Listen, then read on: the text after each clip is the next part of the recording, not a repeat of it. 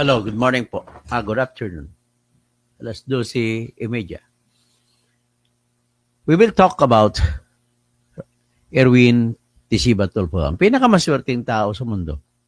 Akalain mo na, Amerikano na, sundalo ng Amerika, naging senador pa ng Pilipinas. Yun, sa panluloko niya, sobrang manluloko talaga siya. At saka estapador. Hindi estapador, kundi falsificador. Piniki niya yung kanyang citizenship. Naggumawa siya nag-imbento siya ng Certificate of Live Birth na pinalabas niya na siya ay isinilang na si Erich Sylvester Tulfo noong December 30, 1965. At bit-bit o gamit yung peking inimbento na Certificate of Live Birth na isinilang ko na siya sa Hawaii ay nag-apply siya ng pagkasundalo sa US Army. Tapos, tinanggap siya. Alam mo naman, sa kahit saang sundalo sa buong mundo, pwede kang maging sundalo kung ikaw ay manumpa sa watawat na idepensa mo, ipaglaban mo yung watawat ng bansa kung sa kasundalo. At ipaglaban mo ang konstitusyon ng bansa kung saan ka magiging sundalo, ay ibig lang sabihin yan, ay ina-affirm, kinukumpirma mo na kayo ay Amerikano. Kasi nanumpa ka sa American flag at American Constitution nung ikaw ay naging sundalo noong 1988. Mr. Erwin Tisiba Tulfo alias Erich Sylvester Tulfo. Ang magandang tanghali, Regal Felipe, Gregory Babaran. Sige, mayapaod to sa mga kabalin. Tapos anyway, ang gagawin natin dito is ipakita ko ang rason kung bakit nagsampa po ako ng disqualification na hindi siya karapat-dapat na magiging senador sa Pilipinas. Number one, ang konstitusyon natin nagsasabi na ang taong pwede maging senador sa Pilipinas maliban sa edad, maliban sa kanyang educational attainment, maliban sa kanyang kung siya marunong bumasa o sumulat, ay kailangan natural-born Filipino citizen. Ibig sabihin ng natural-born po ay dito siya ipinanganak at ipinanganak siya ng Pilipino. O pwede siyang ipinanganak sa labas ng bansa basta ang tatay o nanay niya ay Pilipino. Ngayon, sa kaso ni Erwin Tulfo, ang tatay niya ay taga Batak, Ilocos Norte, Pilipino. Ang nanay niya ay taga Davao Oriental, si Caridad Tisiba Tulfo, Pilipino. Siya ay pinanganak na Pilipino. Pero noong sa panahon na si President Marcos pa ang presidente sa Pilipinas, ay nangyari na siya ay nag-escort, nagtulak ng cart sa airport kasi doon naging reporter pa siya doon. Reporter siya. At siya ay protektado ng kanyang kapatid na si Ramon Tulfo na kolumnista, na pinakamatapang na kolumnista sa panahon ni Marcos. At nahuli si Erwin Tulfo na nagbitbit o mag-smuggle o tutulong sa smuggler na bitbit ang maraming mga dolyaris, milyones dolyaris. At nang nahuli siya, ay ang punishment noon yan ay firing squad sa panahon ni Marcos. Sinalba siya nung kanyang kapatid na si Ramon at pinasibat. Kinausap ni Ramon Tulfo si Fabian Ver. Kasi siya pinakamatapang si Fabian Ver maliban kay Ginoong Marcos Sr. So, nakasibat. So, ito na rin naging tulay kung bakit nakasibat ay pumasok siya sa US Army gamit po yung inimbento niyang passport.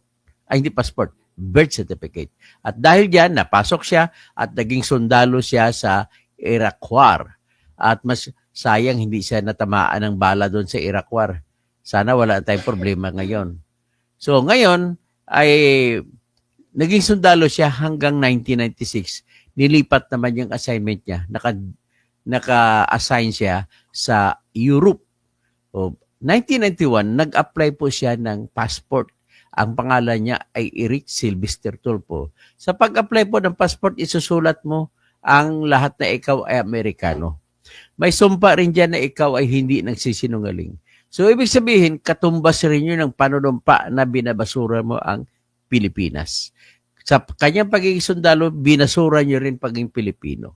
Therefore, kung gusto niya talaga na magiging senador, dapat sana ang ginawa niya, gumawa siya ng affidavit of renunciation of the U.S. citizenship kahit na sa katotohanan ng buhay ay peke ang pangalan niya. Dapat gumawa siya nun. At pagkatapos niya gumawa at mag-take out siya ulit, apply siya ngayon sa Republic Act 9225 na i-recover niya ang citizenship niya. At kung ma-apply niya na, saka pa lamang siya, pwede ngayon na o i-renounce niya ang US citizenship na kahit in-acquire niya sa gamit ang pangalang peke. Tapos yan, saka pa lang siya pwede tumakbo ng kahit anong pwesto. Ginawa niya yan noong in-appoint siya ni BBM, noong pag-upo ni BBM, in-appoint siya DSWD Secretary. So, noong June 27, 2022, napilitan siyang isuko sa US Embassy sa Pilipinas ang passport na Amerikano. At sinuko niya rin ang SSS ID na SSS ng Amerika. Pati driver's license ko sinuko niya. Okay? So, ngayon, dahil dyan, ay pinagpatuloy niya ang kanyang pagiging sekretary sana ng DSWD pero binasura ng Commission on Appointments dahil sa issue na siya ay Amerikano at siya ay naging sundalo sa Amerika. Maliban lang ngayon sa issue niya na siya ay na-convict sa salang libel na 4 na libel. At yung conviction niya ay pinagtibay ng Supreme Court noong 2008. So, yan po si Eric Sylvester Tulfo. Tumakbo siya. Nagsampa po ako ng disqualification. Ang inaamin ko noong unang disqualification, binasura ng COMELEC. Pero ang ginawa ko, imbis na mag-file ako ng motion for reconsideration, kagaya ka Attorney Berhil Garcia na nagsampa din siya na kanyang hiwalay na disqualification, ay nagsampa na lang ako ng panibago para wala ng issue. At kinabit ko ang sagot sa akin, ang mali ko raw ay hindi ko pinadalhan ng kopya si Erwin Tulfo ng aking petisyon. Kaysa maging issue pa, nagsampa ako ulit at pinadalhan ko na ngayon ng kopya si Erwin Tulfo at nakahingi na ako ng certified true copy ng Certificate of Candidacy ni Erwin Tulfo na hindi binura yung kanyang address. Kaya yan ang dahilan na nakasampa ako ulit. So, April 14, nagsampa ng sagot si Erwin Tulfo sa aking disqualification. At ang kanyang abogado dyan, ang isa dyan, ang lead counsel ay si Attorney Karen Jimeno na siyang, pwede natin sabihin komentarista o sabihin natin journalist ng Billionario.com. Tapos, ang sagot nila, hindi daw Amerikano si Erwin Tulfo.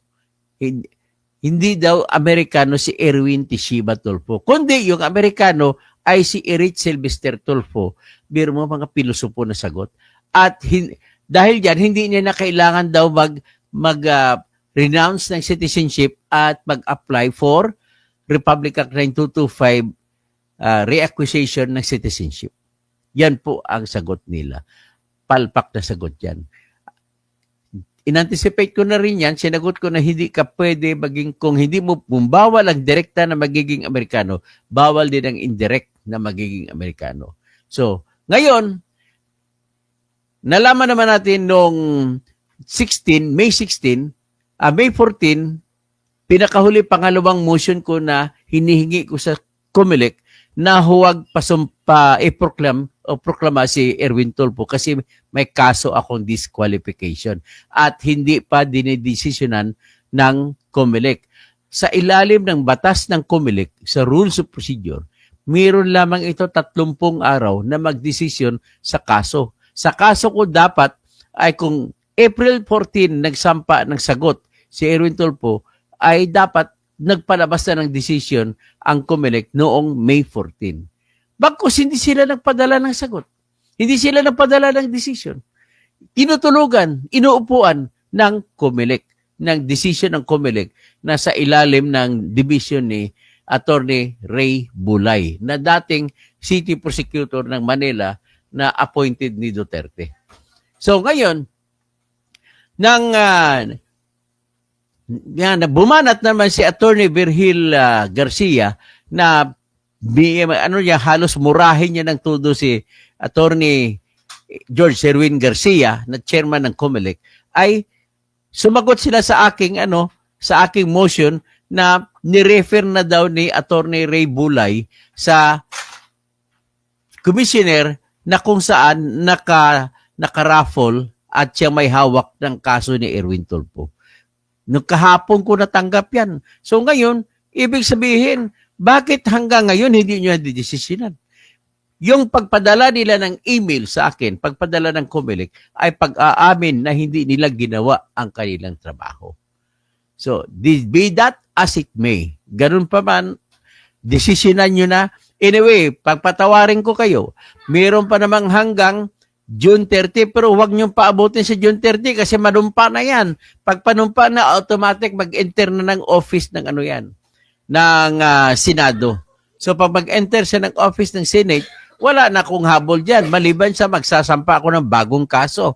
Gastos na naman. Ito talagang COMELEC, ginagawa ang lahat para maprotektahan si Erwin Tulfo.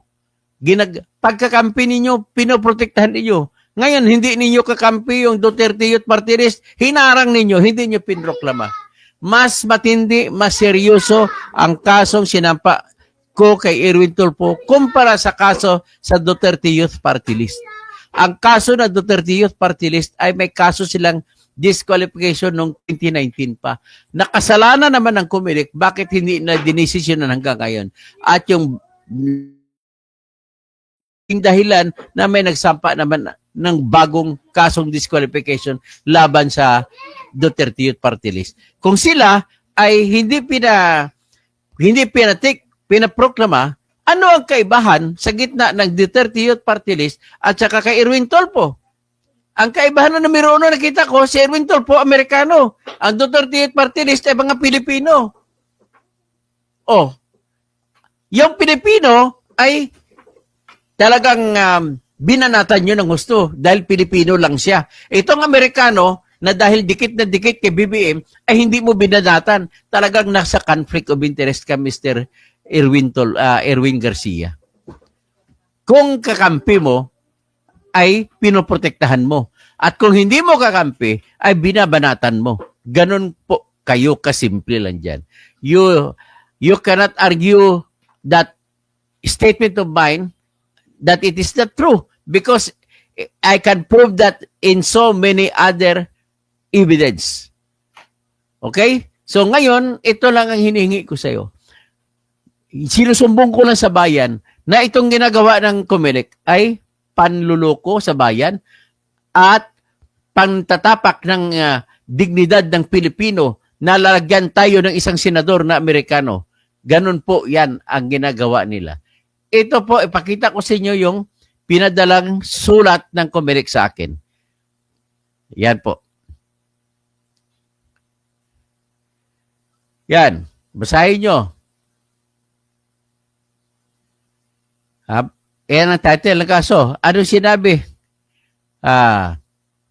Sinabi ni Attorney Ray Bulay, Commissioner, sabi niya dito, the Commission, Second Division, hereby notes and refers to Ponente, the motion to resolve and motion to defer proclamation, just in case he wins, dated 8 May 2025. May 8 ko pa si Pinal. Ngayon lang, anong petsa? May 20 niya lang ni-refer, tapos ng pag-proclaim. Grabe naman ito si Mr. Bulay. Mr. Bulay, wala kang kwentang Mr. Bulay. Oh, mag-resign ka na dyan, Mr. Bulay. Kayo ni George Sherwin Garcia, lahat kayo dyan. Pinoprotektahan nyo lang si Erwin Tulfo. Huwag na kayo magmaang-maangan. Yan taman ang katotohanan dyan. Oh, magandang umaga po, Glenn Oy. Hindi matitinang COMELEC dahil alam nila sila ang poder, nasa poder. Pero kapag nagkaisa na ang sambayanan, Huwag nyo nang antayin na magalit ang lahat ng Pilipino at mag-people power at pirsahan kayong bitbitin palabas ng Comelec dyan. Emmanuel Chang Katoto, Tirador, kampi ako sa iyo sa laban mo sa DQ ni Tolpo, pero dito sa DDSityo, tama lang. Wala na akong pakialam sa DDS na yan. Ang pakialam ko yung mas matindi ang kaso ni Tolpo. Dito natin makikita ang kabalanghiyaan niyang si Garcia. Biro mo, dahil kalaban mo yung Duterte Youth Party List, ay binanatan mo. Tapos si Tolpo, hindi. Anong klase? Anong pagkakaiba? Pareho namang may disqualification case. Efring Kadungog, senior, pera na papahina ng isa decision ng Comelec.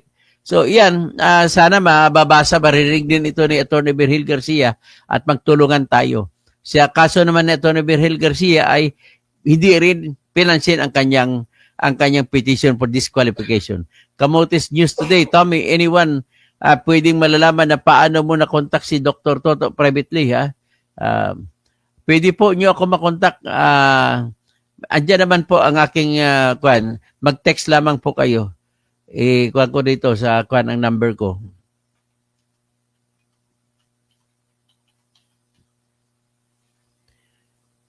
Yan, open lang naman niya, mag-text lang kayo. Ang bago kayo tumawag, kung tatawag kayo, mag-text muna kayo kung sino kayo. Okay, si Reggie Ford Filipe at magandang umaga po, magandang hapon po sa lahat. At sana pinagdadasal ko na magandang aksyon. Huwag lang sana paabutin sa June 30 kasi June 30 hindi na natin mahabol si Erwin Tulfo. So, Erlinda Resio, na Dr. Toto, be yourself, protector of our country. Use your brilliant knowledge for the sake of our nation. Ganun lang ang armas ko. Knowledge na lang, knowledge of the law. Silver Bullet, dito natin makita ang kawalanghiyaan ng Garcia. Okay, salamat po. Magandang umaga, magandang hapon po.